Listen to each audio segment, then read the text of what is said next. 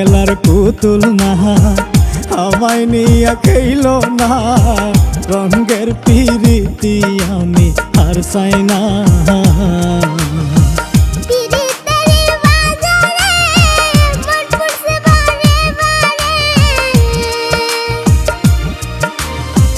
পিরিতের বাজারে